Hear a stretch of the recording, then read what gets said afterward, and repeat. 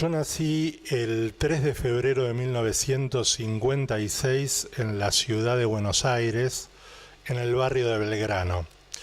Me importa sobre todo el año porque era uno de los últimos años de la epidemia famosa, la última epidemia que hubo de poliomielitis, de parálisis infantil o enfermedad de Heine-Medina en nuestro país, que realmente conmocionó al mismo. Y en ese barrio yo vivía en lo que era el Bajo Belgrano, desde las barrancas de Belgrano hasta el río. En ese barrio había solamente dos médicos. Había un médico de adultos que atendía a mis padres, que era el doctor Pérgola, y también había un médico de niños, el doctor Nieco, Alberto Nieco, que me atendía a mí, a mi hermano y a todos los chicos del barrio. Y con ellos dos de alguna manera nació mi vocación porque eran médicos de barrio, médicos clínicos, médicos que hacían salud pública cuando atendían a la gente, médicos que trabajaban en los hospitales, el doctor Pérgola en el Hospital de Clínicas, el doctor Nieco en el Hospital Gutiérrez. Muy pocas veces íbamos a los hospitales. También tenían su consultorio, al cual íbamos más asiduamente, y por supuesto venían a los domicilios de todos. Eso significa, si les podíamos pagar, se les pagaba; si no se les podía pagar, ellos no tenían ningún problema en concurrir. Y me acuerdo que en esas épocas de epidemia, por ejemplo, ante la aparición de algunos síntomas primeros e importantes de la poliomielitis, como podría ser la fiebre, los problemas intestinales y demás, venían y se quedaban con uno hasta que mejorara la sintomatología, hasta que pudieran entender que realmente no tenía nada que ver con esto, y eso de alguna manera fue lo que despertó en mí la vocación por la medicina.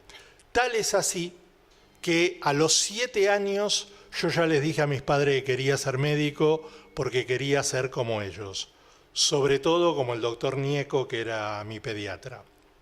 Fui en el Bajo Belgrano a una escuela primaria privada, Manuel Dalzón, después a una estatal, Casto Munita, en el secundario una escuela privada, San Román, y estudié en la Facultad de Medicina, Universidad de Buenos Aires. Ahí me recibí de médico.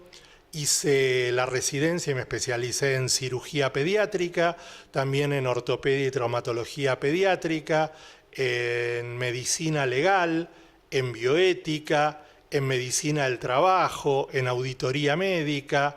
En realidad fueron varias las especialidades que hice y finalmente lo que más me interesó fue el tema de la salud pública.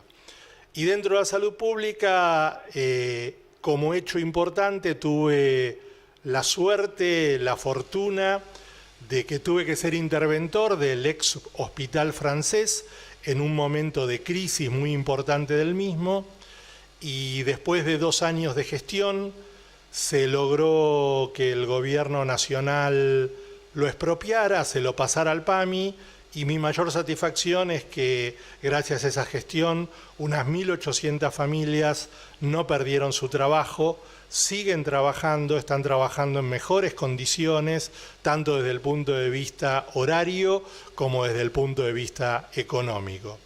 También soy actualmente el jefe de cirugía pediátrica del recién nacido del Hospital Pedro de Elizalde, la ex Casa Cuna, y tuve el orgullo de ser director de la Escuela de Salud Pública de la Facultad de Medicina de la Universidad de Buenos Aires.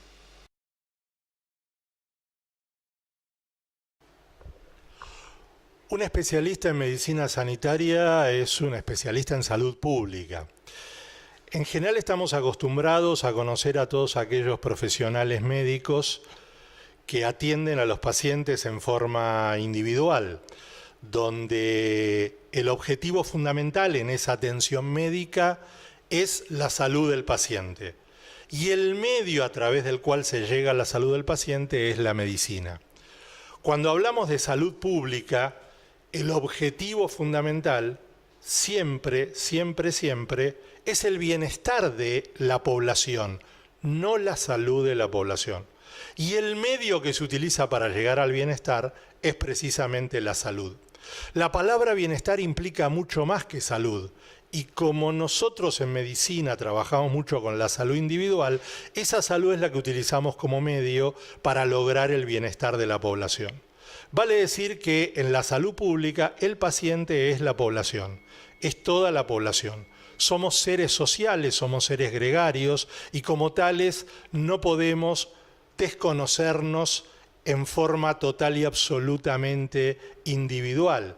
Tenemos que reconocernos en forma grupal, comunitaria, porque obviamente cada situación de salud o enfermedad que afecta a uno puede afectar al resto del cuerpo social. Esta es la razón por la cual hay que entender muy claramente que a través de la historia, por ejemplo, han sucedido hechos donde hasta la época de la Revolución Francesa la salud se consideraba un tema netamente individual, personal y de responsabilidad propia de cada individuo. La Revolución Francesa es la que comienza de una manera formal a reconocer los derechos humanos en la población. A partir de ahí sigue una larga serie de luchas por la consecución de los derechos humanos y entre ellos uno de los más importantes es el derecho a la salud, que es un derecho humano fundamental e inalienable que hoy en día, por suerte, ya figura en casi todas las constituciones del mundo.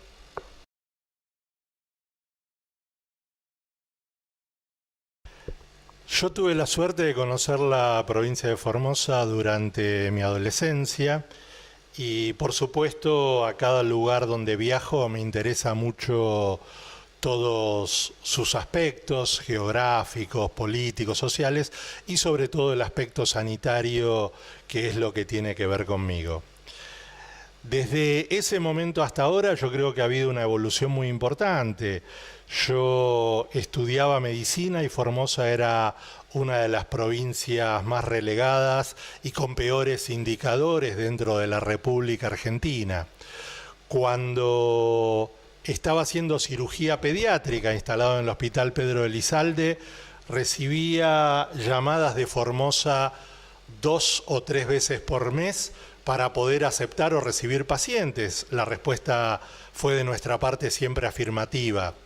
Pero obviamente que eso no era ni lo mejor ni lo ideal para los pacientes, que debían viajar en ambulancia a veces 1.200 kilómetros, otras veces en colectivo y muy pocas veces en avión.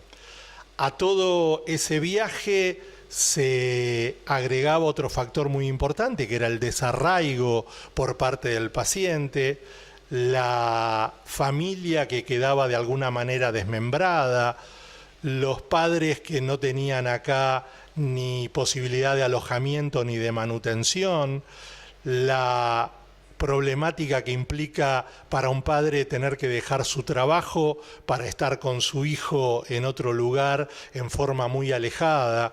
Bueno, todo esto repercutía de alguna manera sobre el paciente. De tal manera que hoy en día yo veo en Formosa el hecho de que se ha logrado que la gran mayoría de las cosas se resuelvan en la misma provincia. Gracias a la tecnología que se ha adquirido, gracias a la formación y a la educación de los profesionales de la salud en la provincia, gracias a la creación de hospitales y centros de salud, se ha logrado que la provincia se encargue de su propia comunidad en materia de salud en forma importante. Esto, por supuesto, implica un ahorro económico muy importante en lo que era todo el tema de traslado y demás, pero aparte implica también que ya la familia y sobre todo el paciente no se ve desarraigado de su lugar de origen, de su gente, de sus vecinos, de su familia. Ya los padres no pierden el trabajo, no existen tantos problemas desde el punto de vista de la manutención y el alojamiento. Evidentemente, el cambio que se ha logrado es un cambio fundamental. Se ha entendido un tema muy importante, que ya lo había dicho en su oportunidad el profesor Carrillo, que era el tema de la centralización normativa en salud pública y la descentralización administrativa. Cada provincia debe tener un sistema de salud que conforme las necesidades y las demandas de la salud de la población. De a poco, y gracias a lo que está haciendo Formosa y algunas otras provincias de nuestro país, se está acabando esa vieja frase de que Dios está en todas partes, pero atiende en Buenos Aires.